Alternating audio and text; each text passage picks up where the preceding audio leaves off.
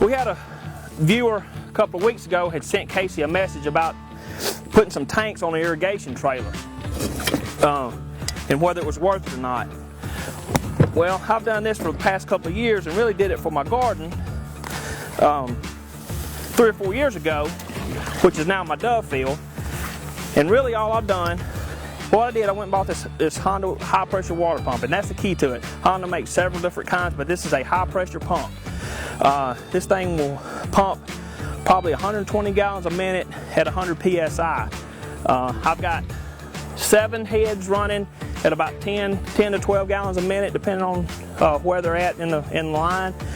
I've got about $100 in actual pipe, probably $500 in heads, and probably $600 in the pump. So for $1,000, I've watered our chifa plant, our chifa field. It's about 1.5 acres that we've done. We filmed it a couple of months ago, and we just didn't get any rain. So I came out here, went to my local supply store, and we're ready to go. So we're gonna get this thing hooked up and show you running it. But as Casey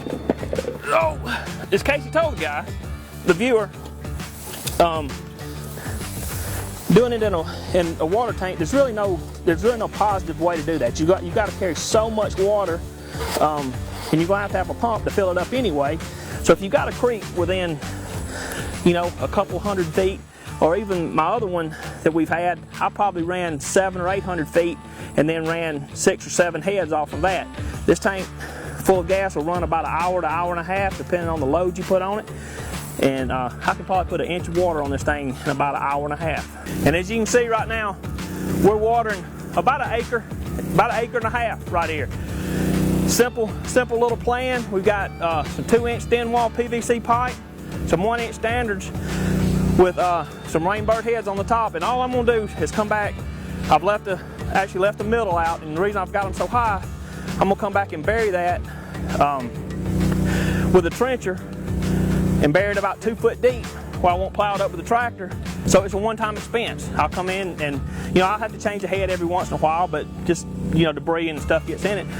And I water it, every 2 or 3 days, and just let it run for about an hour or so. Let it run one tank, and there'll be water standing in the middle. Can't ask for anything better than that.